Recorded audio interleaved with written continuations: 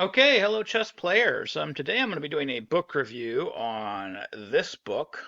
This book is My 60 Memorable Games by Bobby Fischer.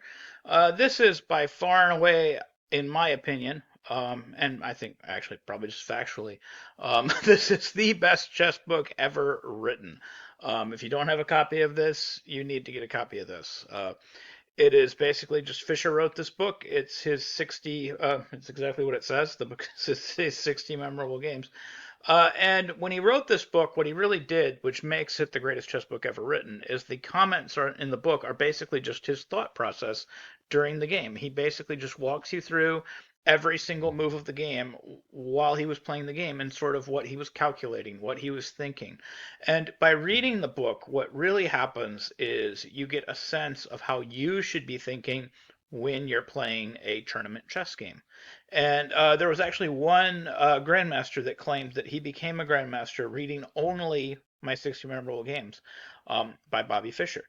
And that's really why this is one of the best chess books ever written, if not the best chess book ever written, and if not the best game collection ever written, because it basically teaches you how to think during a game by simply reading through the book and memorizing the games and memorizing the comments and learning how Fischer thought through a game, because that's the way we should all be thinking through a game, how he calculated, how he assessed um, what he did when his theory ended, how he knew when he was out of his own book, etc., etc. Very valuable book to read.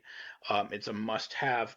This particular version of it is the algebraic version of the book, where they changed it from the old descriptive notation to the algebraic notation, but they didn't change any of the comments inside the book, which is really good. Now, I have this version right here, which just changed it to the algebraic, but made no other changes to the comments or to any of the annotations, which is what I wanted. I wanted Fischer's original words. And then the other version that I own a copy of is the descriptive, the old descriptive version of the book. I think I have a couple copies of that. I think I even have one of the originals of My 60 Memorable Games by Bobby Fischer. So I own several different copies of this book and several different versions of it. The one version that I would recommend against is years ago, John Nunn came out with his own version of it where he went through and corrected what he viewed as some of the errors in the book. And I would say this, he wasn't totally wrong. Like, there are errors in some of Fischer's annotations that, of course, we know about now because, we have computers, but I am on the side that it is way more valuable to learn how he thought and exactly how he thought through ideas than it is to have a book that is 100% accurate. I want the book in the original. I want it in his words so that I can learn how he thought and I can try to apply that to my own games. And also, if you do manage to find an error, you can feel proud about it. Like if you find a mistake in his annotations, because they are few and far between and they are very hard to find. One error that I found years ago was Fischer versus Nydorf, which is in this book, where in one of the annotations, these were the moves in the game. One of the annotations that Fischer gave, not in one of the main lines, by the way, just in one of the annotations Fischer gave this position, which actually happened in the game, and then in the game, the move Bishop B7 was played. But what Fischer gave was, well, if black plays e6, white should respond with knight takes f6, queen f6, c4, and he said this position was slight edge white.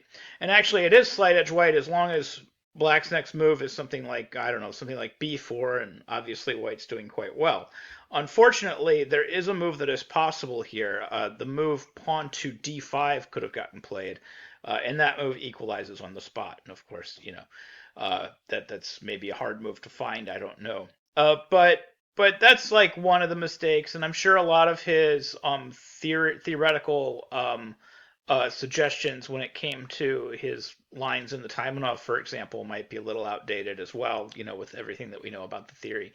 But it's still interesting to read his thought process and, sort of like that. So again, can't recommend this book enough. If you don't have a copy of it, buy a copy of it. If you already got a copy of it, maybe buy another version of it. Like I said, I own several. I don't just own the one. But yeah, definitely get this book, read it, and memorize every single game in this book. Go over them as many times as it takes to learn all of his great games and to learn how this guy thought. Anyways, that's my book review for Bobby Fischer's My 60 Memorable Games. If you like content like this, please hit that like button, subscribe, and click on the notification icon. Thank you very much for watching.